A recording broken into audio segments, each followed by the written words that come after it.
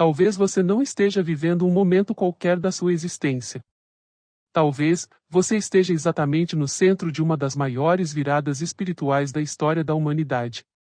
O que você está sentindo não é só seu. É do mundo. É do plano espiritual. É a Terra gemendo em transformação. No vídeo de hoje, Jorge Elahá revela, com base em Kardec, Jesus e a literatura espírita, mais verdades por trás da chamada transição planetária. Mas não se engane. Isso não é uma metáfora. Estamos falando de migrações coletivas, encarnações em massa de espíritos endurecidos, e de uma força invisível que está separando os que permanecem, dos que partirão. Você está sentindo o chamado? Percebe o caos que se espalha silenciosamente? Então, talvez, essa mensagem tenha chegado para você na hora exata. Porque os sinais estão todos aqui, e o tempo já começou a correr. Fica até o fim. O que você vai ouvir pode mudar radicalmente sua forma de enxergar o agora. E talvez, o seu próprio destino. Boa tarde para todos nós. E que imenso prazer estar aqui hoje com todos. Nosso tema, os tempos são chegados, é um assunto muito discutido dentro da literatura espírita, mais especificamente dentro da obra A Gênese de Allan Kardec, nos seus capítulos 11 e também, majoritariamente, no capítulo 18. Isto porque, no capítulo 11, no item 37 da obra, Allan Kardec nos fala que, conforme a orientação dos espíritos, existem dois tipos de transição planetária, ou melhor, dois tipos de migrações espirituais. Existe um tipo de migração que é chamada, nesse item, de migração individual, ou seja, um único espírito migra, migração individual. E existe um segundo tipo de migração, chamado migração coletiva, na qual uma quantidade significativa de espíritos seriam deslocados nessa segunda situação. A grande pergunta seria, por que existem dois tipos de migração e o que caracteriza cada uma delas? A resposta para essa pergunta está no item 35 do capítulo 11 do mesmo livro, A Gênese. Ali, Allan Kardec iria nos apresentar a razão pela qual esses dois tipos de transição acontecem. As chamadas transições individuais são aquelas em que migram espíritos individualmente. Então, a migração individual ocorre com um espírito. Essa migração é sempre para um mundo melhor do que ele está. Acontece de maneira optativa, ele pode aceitar ou não essa condição. E, além de tudo isso, é uma circunstância que acontece fora do período das chamadas transições planetárias. Então, migração individual. Um espírito migra para cima, para um mundo melhor, querendo ou não, ele que vai decidir se ele quer ou não, e isso acontece fora da transição. Migrações coletivas ocorrem no reverso dessa medalha. Ao invés de ser um só, um grupo grande de espíritos migram nas transições, nas migrações coletivas. Migra muita gente, migra para um planeta em condição espiritual inferior a que se está. Não é, na verdade, um processo optativo, é compulsório, ou seja, vai acontecer independente da vontade do espírito. E a quarta característica ocorre somente nas transições planetárias. Às vezes, quando a gente ouve isso, a gente fica pensando, transição individual, um espírito que migra sozinho para um mundo melhor, só se ele quiser. Onde estaria um exemplo disso? Um exemplo disso é a circunstância de Bezerra de Menezes, lembram? Que recebeu um convite e não quis. Isso é uma migração individual. Migração individual é o caso de Alcione, que também recebeu um convite e aceitou, e foi. Mas o fato de ter ido não invalida a possibilidade de vir aqui, vez por outra, para auxiliar o progresso dos que ficaram na retaguarda. Então, as migrações individuais, elas acontecem de maneira bastante pontual dentro da nossa sociedade e fora das transições, ou seja, no momento atual, ela não é a melhor coisa para a gente se preocupar, porque nós estamos num período de transição planetária. Então, nesse período de transição, as migrações individuais estão suspensas. Então, não vamos nos preocupar com elas agora, porque elas não vão acontecer. As migrações que temos para acontecer agora é o período das chamadas migrações coletivas. E assim, por que motivo que não tem migração individual durante o período das transições planetárias? Por que durante essa onda da chamada transição só existem as migrações coletivas? Por duas razões. A primeira, o período de transição planetária é um período muito convulsionado, é um período de muita convulsão em termos espirituais, muita convulsão. E vai precisar de muita ajuda espiritual, muita atividade dos que são bons para harmonizar a sociedade que entra num processo de ebulição. Então, por que motivo um espírito se libertaria da Terra para ir para um outro planeta, se vamos entrar num período de grande crise, de grande dificuldade espiritual e de necessidade da presença de muitos companheiros do lado de lá da vida? E a segunda razão, ora.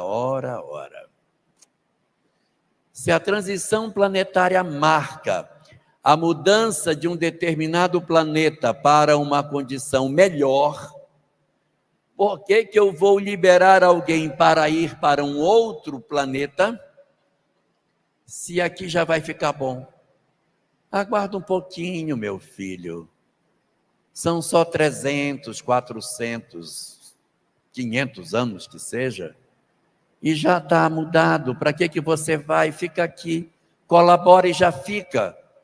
Então, não é muito lógico que a gente tenha migrações individuais na hora em que as coisas estão mudando para melhor e que eu vou precisar de tanta gente para garantir a harmonia. Períodos de transição planetária, portanto, são períodos marcados por uma presença muito forte espiritual em função do que significa esse período para a história da humanidade. Mas o que seria de fato esse fenômeno da chamada transição planetária? A literatura espírita nos diz que os mundos, assim como os espíritos, passam por períodos de transformação. E todas as vezes que uma sociedade chega numa situação em que ela está madura para passar para uma nova fase, diz-se que o mundo entrou em período de transição planetária. É um período no qual nós observamos características do mundo velho misturadas com a característica do mundo novo. Existe uma mescla das duas verdades no mesmo ambiente. E isso é que é chamado de transição planetária. Segundo aquilo que é possível recolher da literatura espírita, a transição planetária ela é marcada pelas seguintes etapas. Etapa número 1, quando começa a transição planetária, ocorre um acentuado número de espíritos perturbados encarnando no planeta. Calma que ninguém precisa ficar preocupado, porque já está acontecendo. Então, o que é o início da transição? Uma série de entidades profundamente desequilibradas encarnam na Terra nessa janela de tempo. E aí vocês vão me dizer, ué, mas para que isso? Para que essa maldade, esse monte de gente encarnando aqui? Na verdade, eles são irmãos nossos e que precisam de uma oportunidade de progresso. Se o tempo naquela condição espiritual está acabando, se nós viermos a impedir com que eles reencarnem, nós vamos impedir com que essas entidades tenham uma chance de se renovar. Então eles precisam vir para que aproveite a janela de tempo que está se fechando, porque em breve tempo esse grupo de espíritos perderá a concessão de encarnação no planeta. Eles certamente migrarão para outro lugar que seja uma sociedade em condições mais atrasadas do que a Terra. Então eu preciso que eles encarnem. Não significa dizer que essas entidades elas não encarnaram durante a história. Claro que elas encarnaram. E quando elas estiveram aqui, elas foram reconhecidas pela perturbação que elas traziam. Só que fora da transição planetária, elas encarnam em conta-gotas. Encarna um, espera os outros. Aquele vem, agora vai você. Então eles ficam sendo substituídos na Terra, um por vez, para que a humanidade consiga absorver as suas ideologias loucas e consigam se equilibrar. Quando chega no período da chamada transição planetária, essas entidades não podem mais encarnar a conta-gotas. A gente retira a tampa do frasco e derrama tudo de uma vez. Então ocorre uma encarnação maciça de entidades perturbadoras na mesma sociedade nos chamados períodos de transição planetária. Nós vamos encontrar no livro do Apocalipse, no capítulo 20, uma colocação que diz assim: e no final dos tempos, convém que Satanás seja solto por um pouco de tempo.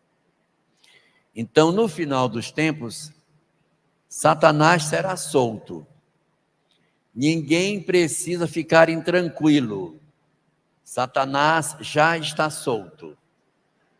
É só assistir o noticiário que você vai dizer, meu Deus, o mundo só pode estar louco. Eu não acredito nisso. E realmente ocorre uma grande inversão de valores nos chamados períodos de transição, em virtude de uma encarnação expressiva de entidades com esse padrão vibratório. Eles encarnam na Terra de forma diferente de como eles encarnavam anteriormente. Eles encarnam agora em grupos mais expressivos, e é possível perceber esse processo acontecendo na medida em que nós observamos valores profundamente diferentes sendo apresentados para a nossa sociedade. Esse é o primeiro momento. Momento número 2, o que acontece? Segundo, o alastrar das ideologias loucas. Eles encarnam uma quantidade enorme de gente perturbada, e um segundo momento é que as ideologias mais bizarras se espalham sobre a Terra.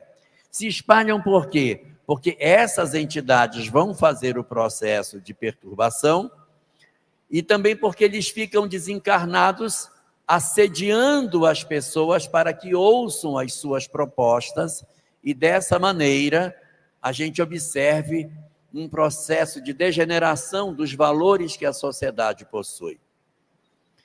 Esse segundo sinal também é um sinal que ninguém precisa estar preocupado, porque também já está acontecendo. Então pode ficar tranquilo. Sinal número 3, que a gente observa dentro da literatura espírita, a encarnação dos bons.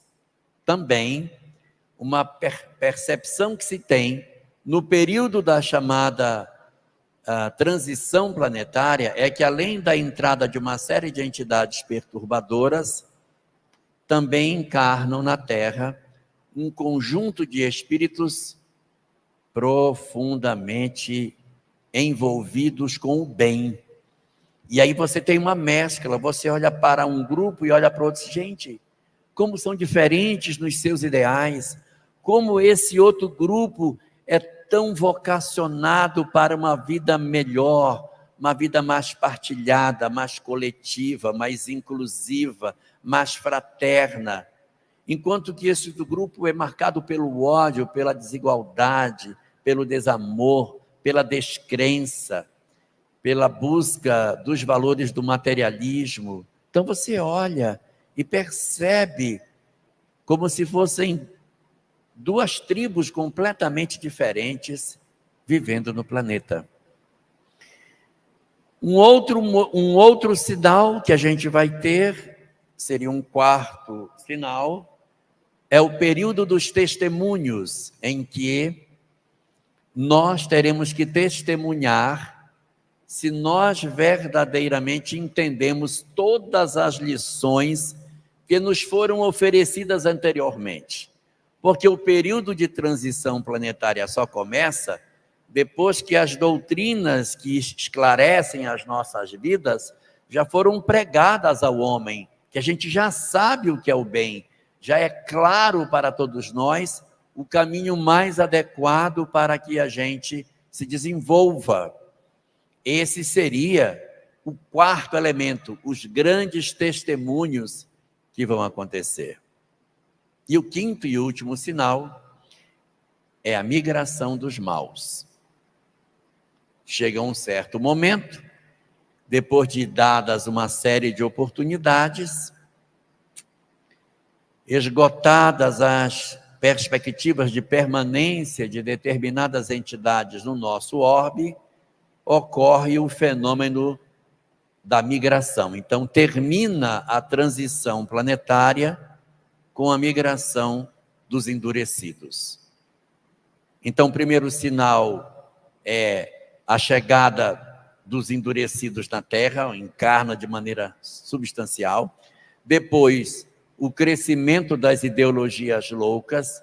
Terceiro, a encarnação dos bons.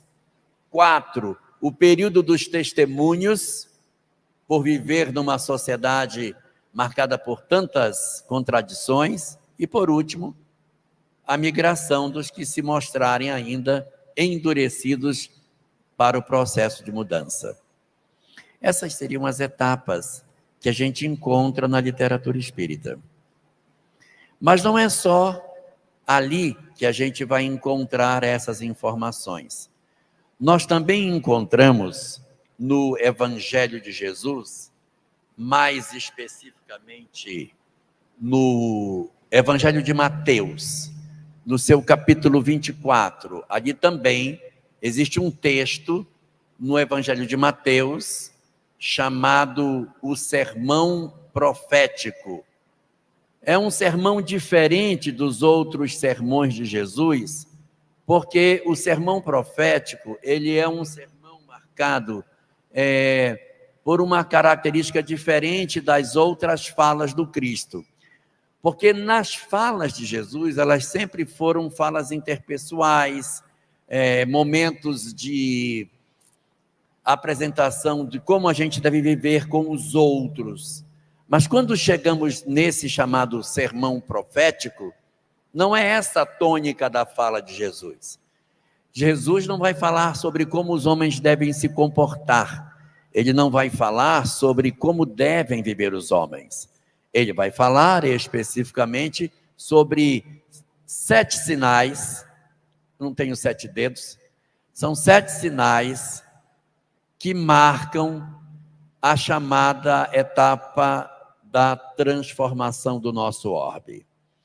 Esses 7 sinais são marcados como os 7 sinais para o final dos tempos, porque assim está apresentado no Evangelho de Mateus, capítulo 24.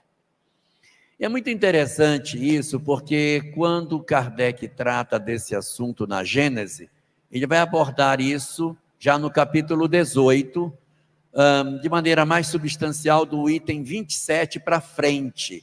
Mas a gente já encontra notícias dessa informação desde o item 9 do capítulo 18 da Gênese, que pode ser conjugado com uma mensagem que está contida no livro Obras Póstumas, na segunda parte, capítulo 31, intitulado Regeneração da Humanidade.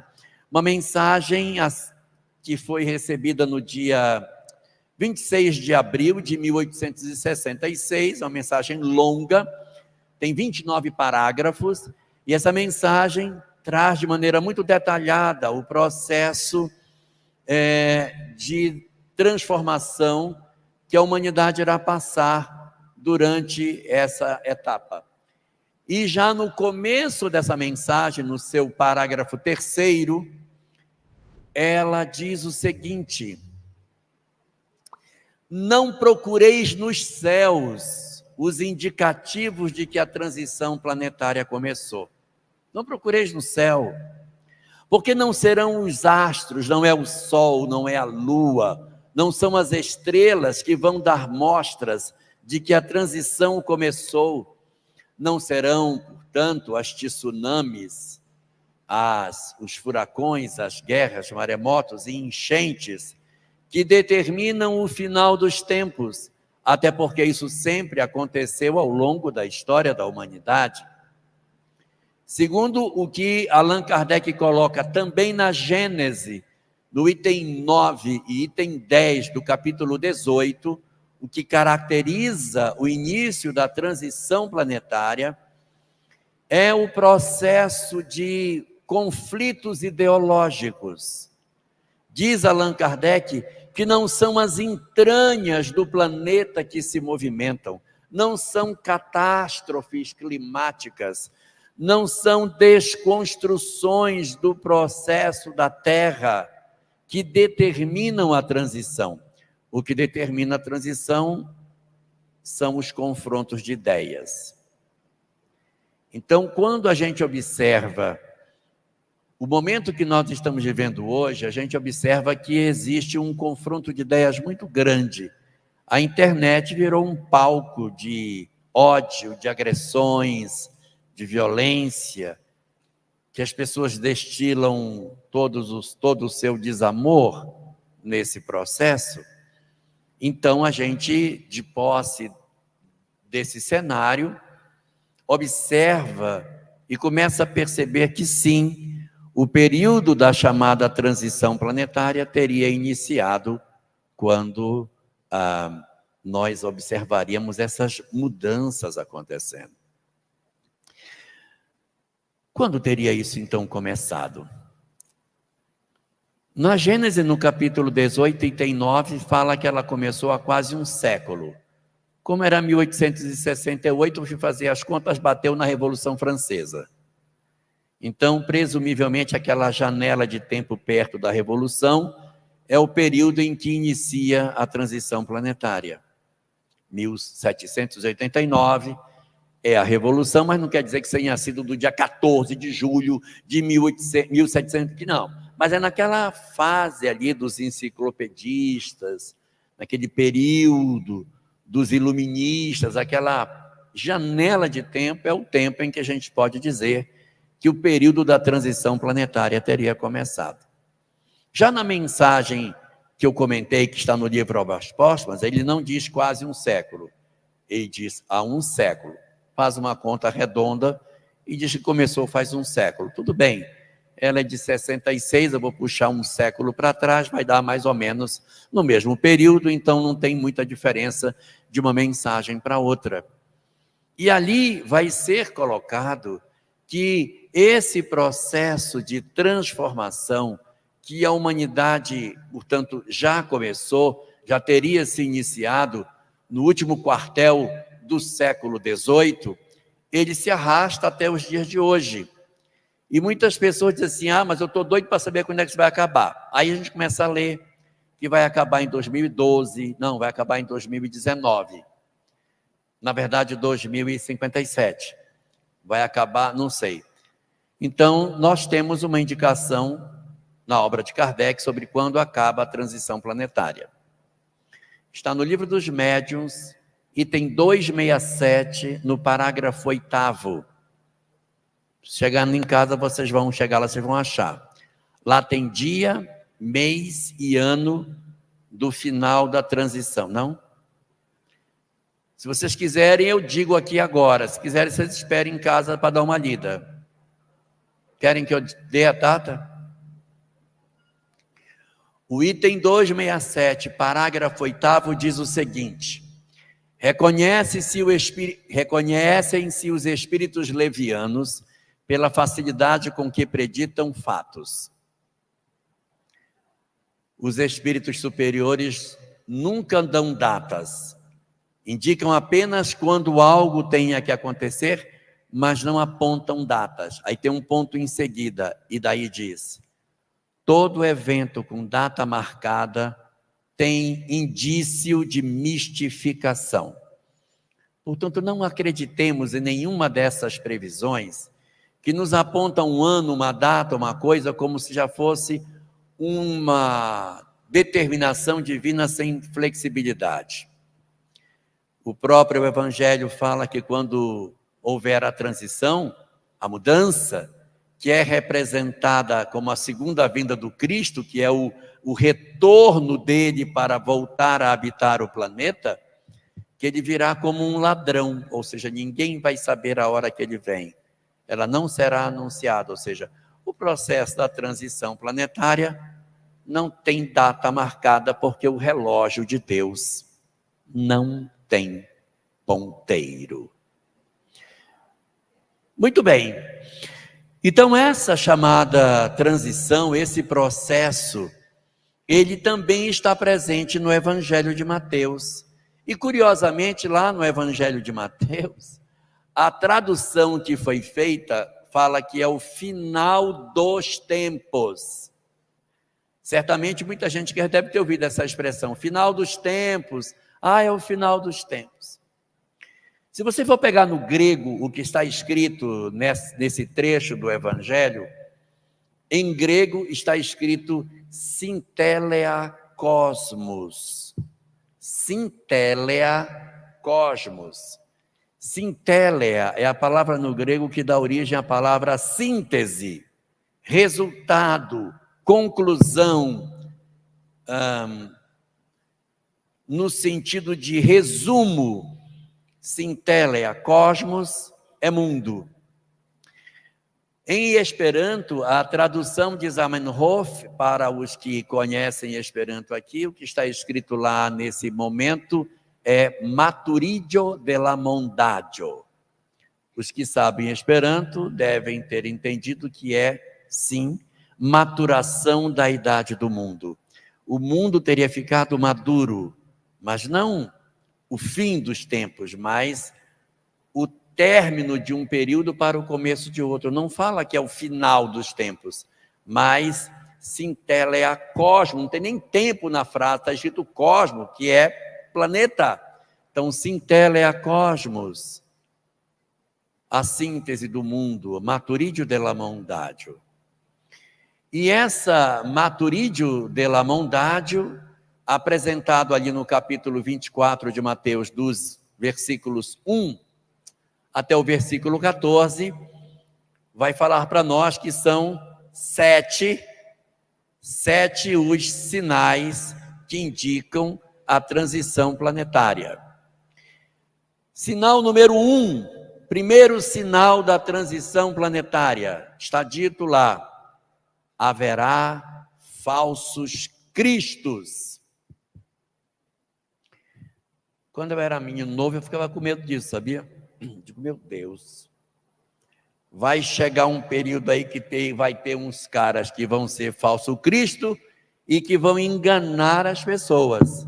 Então a gente precisa ficar atento, meu Deus do céu, porque vai chegar os falsos cristos e vão enganar os outros, vão corromper as pessoas com as suas ideologias. Mas depois que eu fui ficando mais velho, que eu fui chegando na idade do Otacílio, eu fui começando a perceber que as coisas não eram exatamente assim, né? Por quê? Porque é até fácil saber o que é um falso Cristo. É fácil, gente. Se nós não tivéssemos o verdadeiro Cristo, aí era difícil, tá? Porque se eu não sei como é o verdadeiro, como é que eu vou saber quem é o falso, pelo amor de Deus? Mas se eu souber como pensa o verdadeiro Cristo, é fácil saber o pensamento do falso. Por exemplo,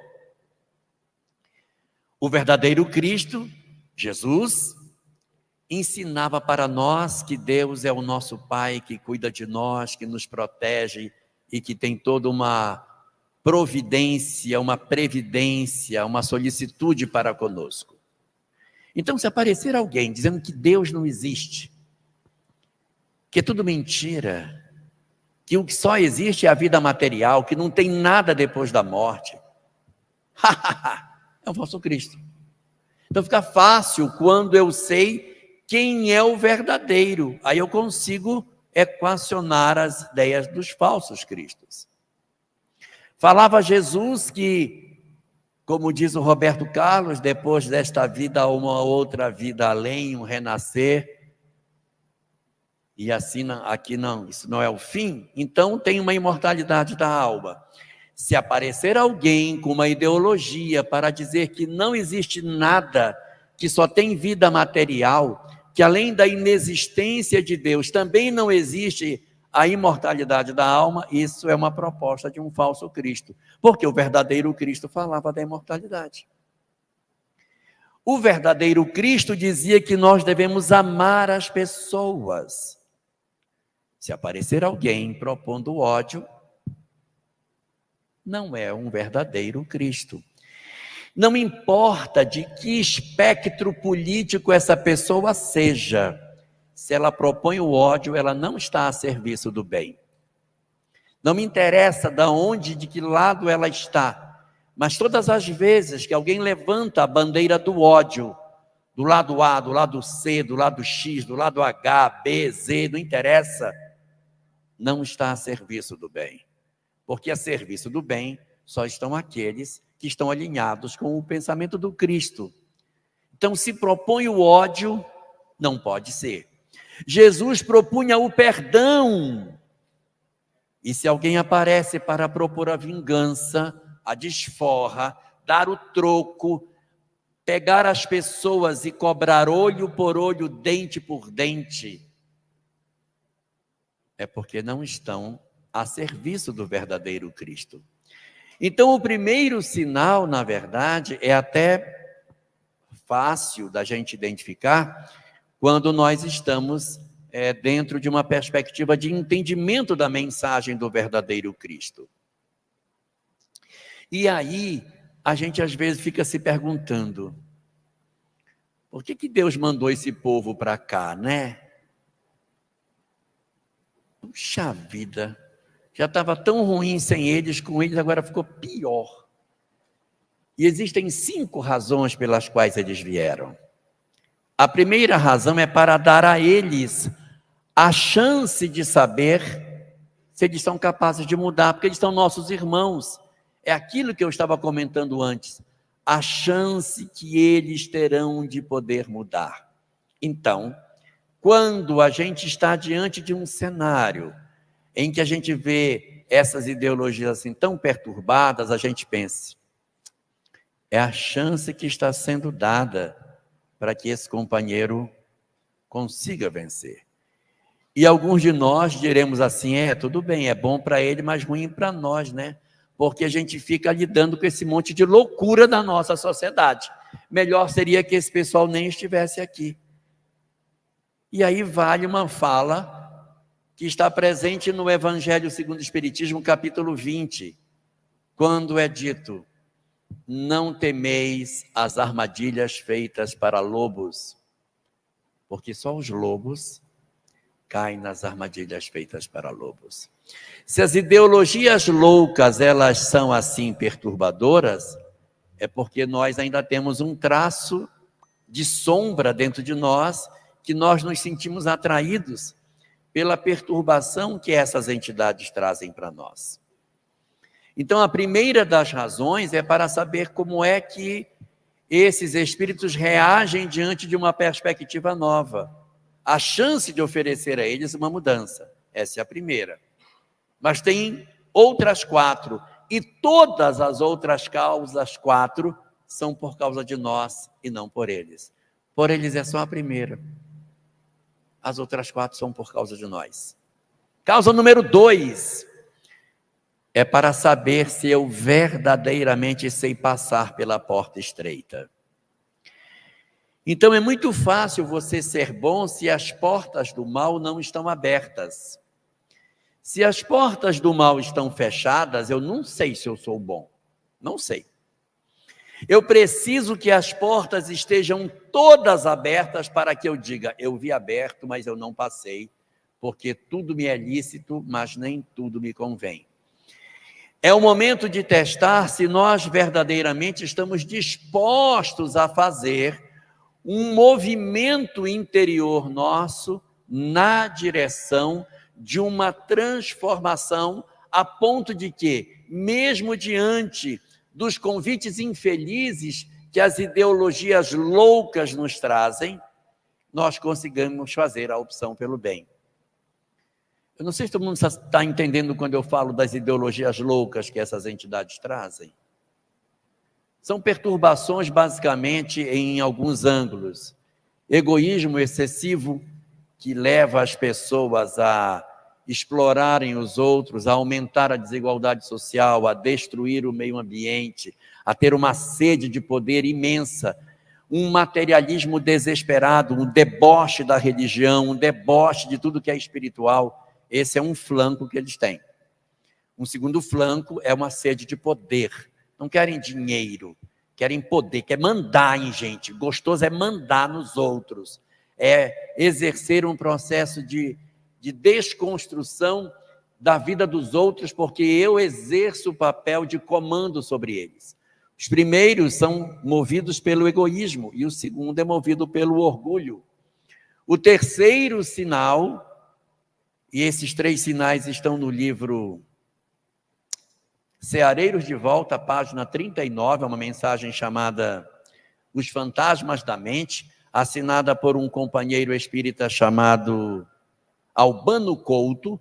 O primeiro fantasma é essa sede das coisas materiais. O segundo é a sede pelos aspectos do poder.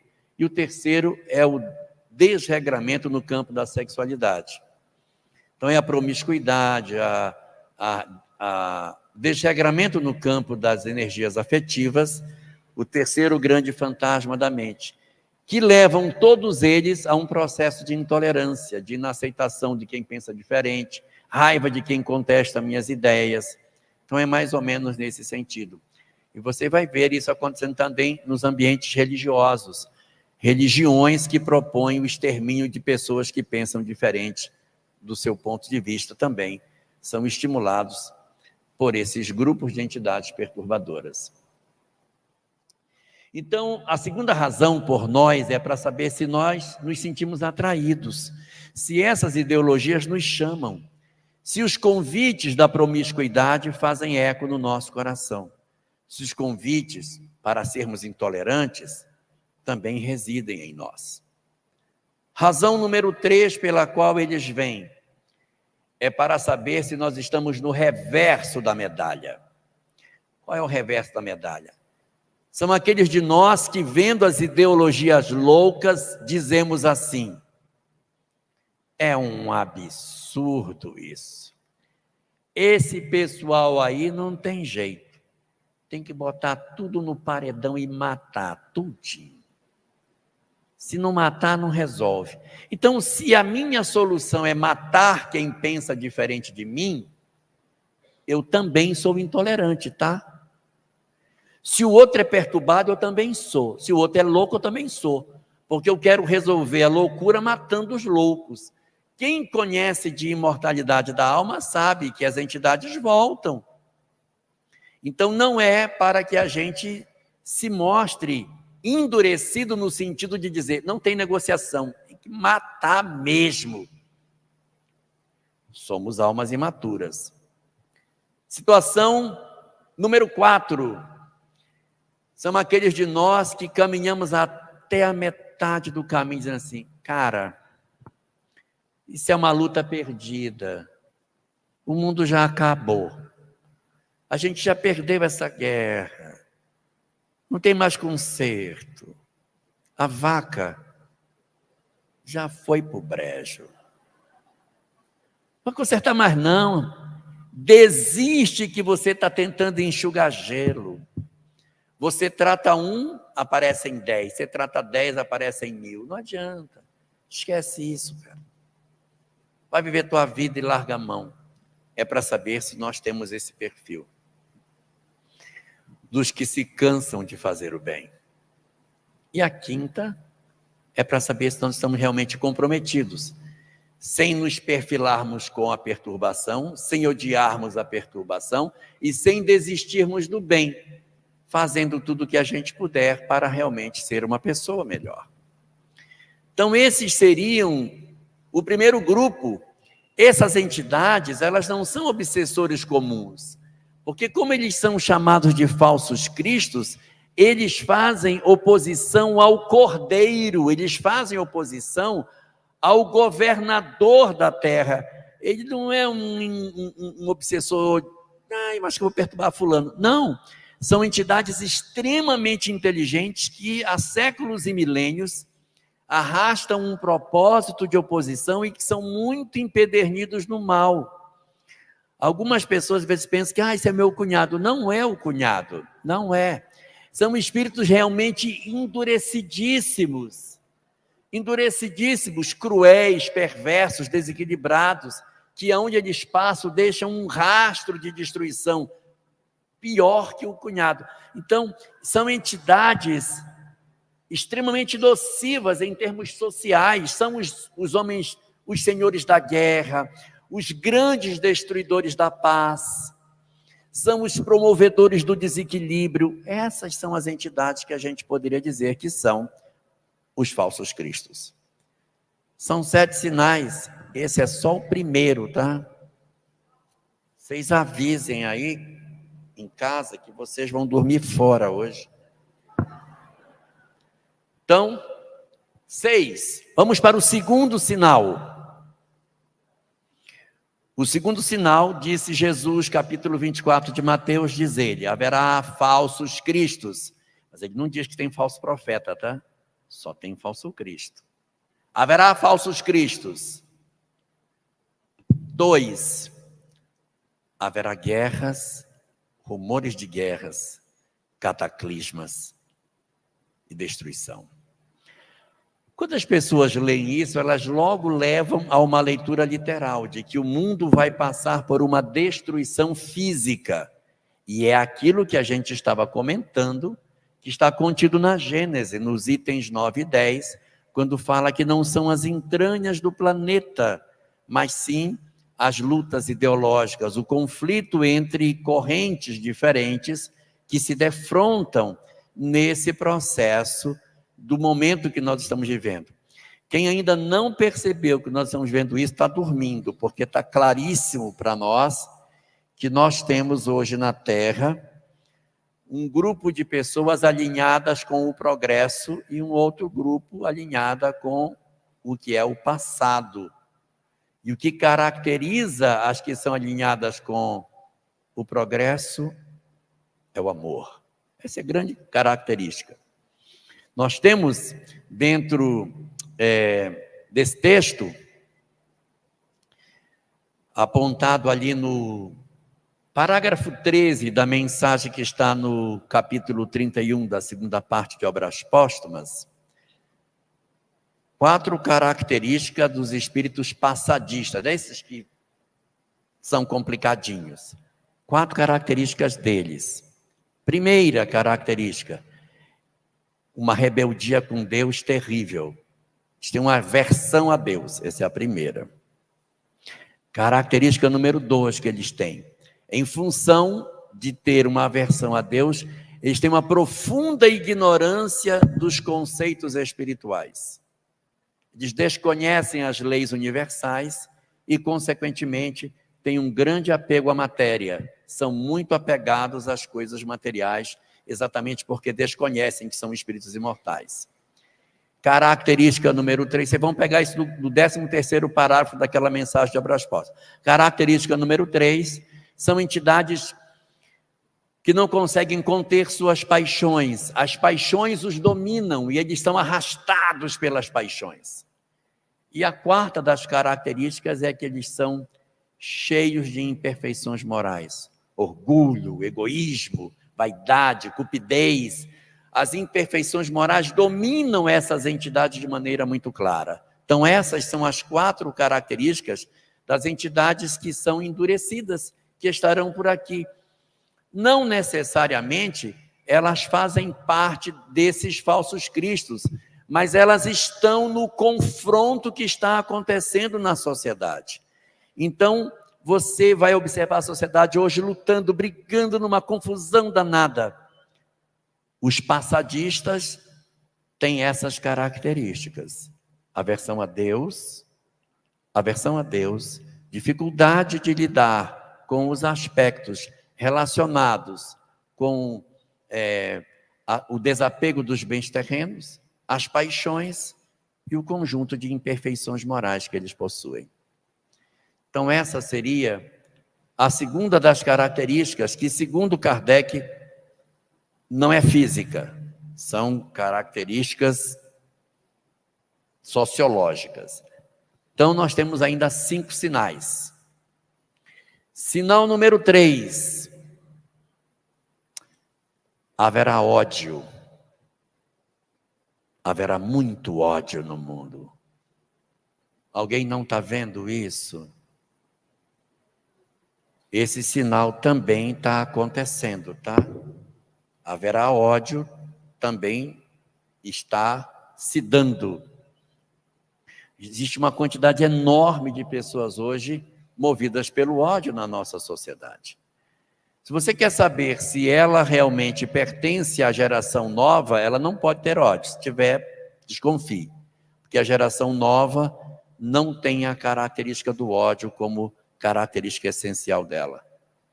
Parágrafo 17 dessa mesma mensagem vai oferecer as características da geração nova, que é exatamente o oposto daquilo que está apresentado na geração que vai ficar por aqui, geração endurecida que está por aqui. Então, esse 3º sinal, ele também já aconteceu, tá? Então, nós já tivemos a encarnação dos falsos cristos, já vivemos o período de guerras e rumores de guerras, já vivemos as características do ódio, e vai para a 4ª. O 4º sinal, quando eu era assim menino novo, eu achava que isso era um absurdo. Eu ia dizer, mas isso não vai acontecer, isso não vai acontecer nunca. E lá estava dito que os cristãos, nesse período, seriam perseguidos. E nós estamos vendo as pessoas que dizem, gente, para com isso, não vamos brigar não. Para com isso, não briga. Por que não vai brigar? Qual é o problema? Então as pessoas ficam com raiva de quem propõe a paz. Em quantos lugares da terra cristãos estão sendo perseguidos e mortos? Nunca imaginei que eu iria ver a nossa humanidade promover um processo dessa natureza. Religiões que estão surgindo no mundo e que fazem oposição ao cristianismo e que estão matando os missionários cristãos. E independente de missionários cristãos, na nossa sociedade, quando você defende valores relacionados com a vida, você é agredido. Quando você diz assim, gente, Não adianta a pena de morte, isso vai resolver sim, porque esse não mata mais nessa. Mas vai voltar. Quando você diz, gente, o aborto não é boa solução. Não, a mãe tem direito. Mas essa não é a visão da doutrina espírita. A doutrina espírita ela é sempre a favor da vida. Seja a vida dentro do ventre, seja a vida de alguém que cometeu um crime, a doutrina espírita é sempre a favor da vida. E como ela é a favor da vida, ela também é a favor da vida da mãe. Porque às vezes uma mulher aborta e ela acaba carregando uma culpa danada, achando que ela cometeu algo que não vai ter mais conserto na vida. E a doutrina espírita vem para nos dizer que tudo que nós fazemos para transformar as nossas existências é extremamente valioso para que a gente se reconstrua emocionalmente. Então, se uma mulher na adolescência, ela cometeu alguns equívocos no campo da sexualidade, mas hoje ela já pensa completamente diferente, ela não é mais a mesma pessoa. Então, ela já fez uma caminhada espiritual e a lei de causa e efeito vai alcançá-la de maneira mais branda, porque ela já fez um movimento de mudança. Mas a mulher que teve uma decisão e mantém esse padrão de conduta até hoje e ainda ensina outros a também fazerem, ensina amigas, filhas, e resiste, e defende, e milita num processo dessa natureza, ela está automaticamente se colocando como alguém que a lei de causa e efeito, para sensibilizar, ela vai precisar de uma forma muito mais dura de acontecer. Enquanto que a pessoa que já se transformou, evidentemente, tem muitas formas brandas que a misericórdia possui para nós, e é preciso apenas que a gente observe que o objetivo da lei de causa e efeito não é punir, mas sim educar as criaturas. Muito bem. Sinal número 5. Número 5, agora sim vai aparecer, haverá falsos profetas. Por que Kardec colocou haverá falsos cristos e falsos profetas? Porque lá na frente, do capítulo 25 de Mateus, ele volta a repetir, bota os dois juntinhos, por isso que aparece. Mas no capítulo 24, o primeiro sinal é haverá falsos cristos, e o quinto é que haverá falsos profetas. Qual é a diferença? O profeta divulga a ideia de alguém.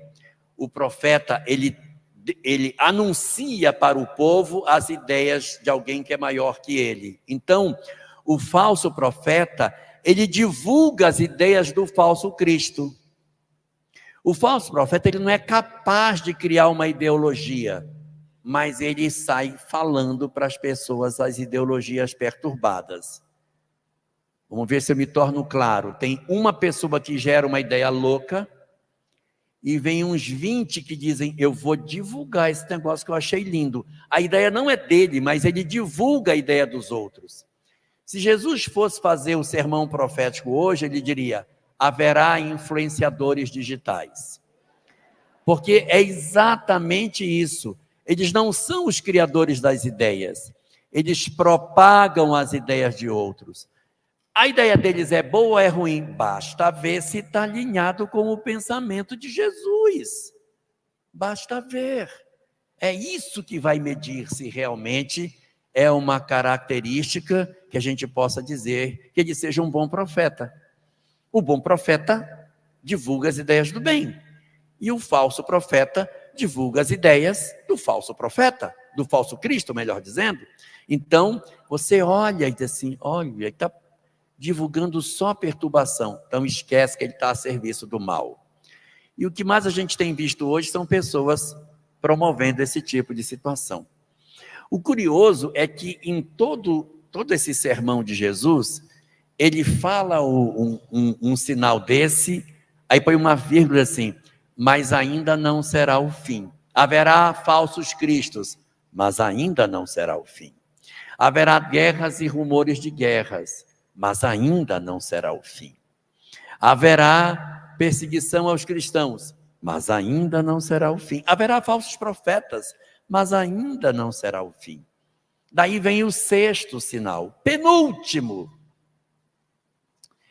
No penúltimo sinal, diz assim: e por ser grande a perversidade do homem, o amor de muitos se esfriará.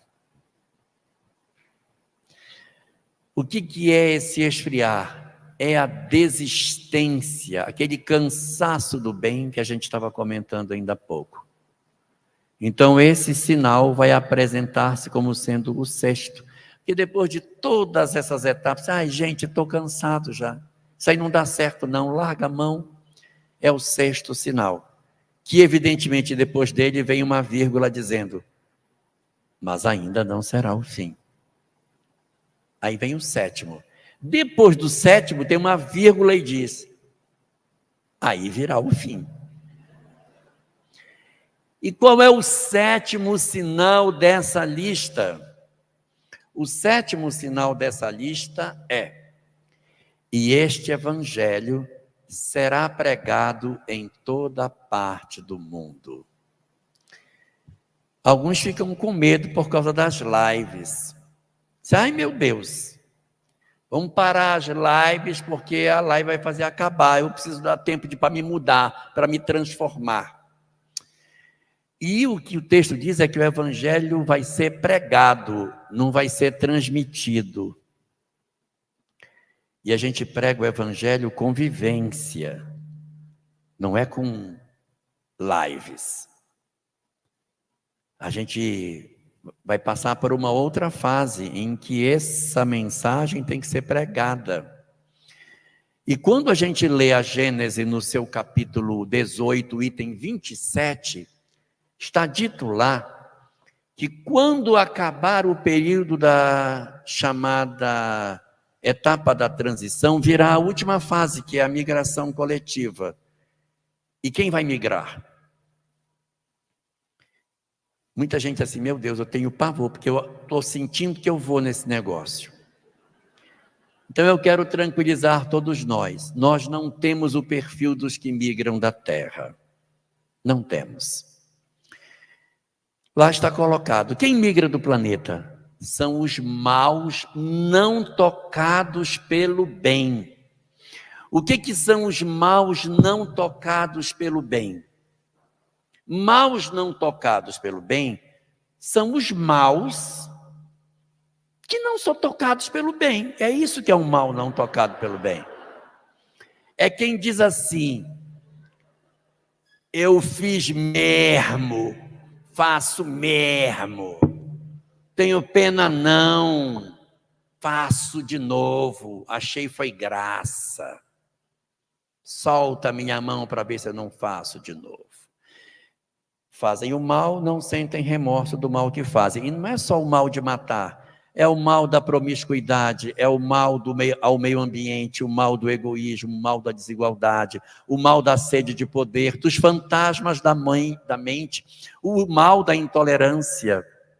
Então, quando nós estamos numa circunstância em que se observa que existem pessoas endurecidas e que têm essa postura, esses, se não se transformarem, pode preparar a mala que vai. Então, quem é que vai? É quem gosta de fazer o mal. Não me parece que seja o nosso perfil. Sair num sábado à tarde, né? Para sentar numa cadeira e ficar à tarde, não é espírito mal não tocado pelo bem, né? Nós podemos até ser maus, mas nós somos os maus tocados pelo bem. Por quê? Porque a gente é mau, mas a gente é tocado pelo bem, porque a gente faz assim, meu Deus, tenho tanto remorso. Eu não devia ter dito aquilo para minha mãe, não devia ter dito aquilo para meu pai, não devia ter falado aquilo para o meu marido, para minha esposa. Eu não devia ter feito isso. Então a gente fica com remorso. Não tem arrependimento, tem remorso. Quem tem arrependimento não faz de novo. Tem remorso, porque depois faz de novo, sabe? Mas já está melhor, porque pelo menos não está endurecido. Não está endurecido, já sente. Então essas entidades, elas têm chance de permanecer para ir para o mundo de regeneração. Porque o mundo de regeneração, gente, ele não é um mundo de espírito regenerado. Ele é um mundo de regeneração, é onde a gente vai se regenerar. Mas para que eu me regenere, eu preciso querer mudar. Então, quem de nós está querendo mudar, está em condições de poder permanecer. Aquele de nós, eu não estou nem aí para isso não, eu não estou nem aí. Tá, eu não quero nem saber. Quem fala essas coisas, tome cuidado, porque pode estar cristalizando a sua personalidade dentro dessa perspectiva. E está lá na Gênesis, no item 29, no item 27, no finalzinho do 27, o que vai acontecer com os maus tocados pelo bem, que somos nós. Está lá. Os maus tocados pelo bem, eles migrarão dentro do planeta para outros lugares mais difíceis. Ou seja, essa boca boa de morar no Brasil, literatura espírita à vontade, centro espírita lotado, eventos toda semana, internet em português com muita coisa, vai acabar. Será que a gente não percebe que o governador planetário não é o governador do nosso país? Ele é o governador. Pensei que você ia mostrar 5 minutos para mim. Eu não vi. Mostrou? Que lindo. Deixa eu terminar. O governador, ele não é o governador do país, ele é o governador do planeta. Então, por que ele botou tanta gente no Brasil aqui? Porque aqui é o centro de formação de mão de obra. Ele está formando mão de obra aqui para depois espalhar essa mão de obra pelo mundo.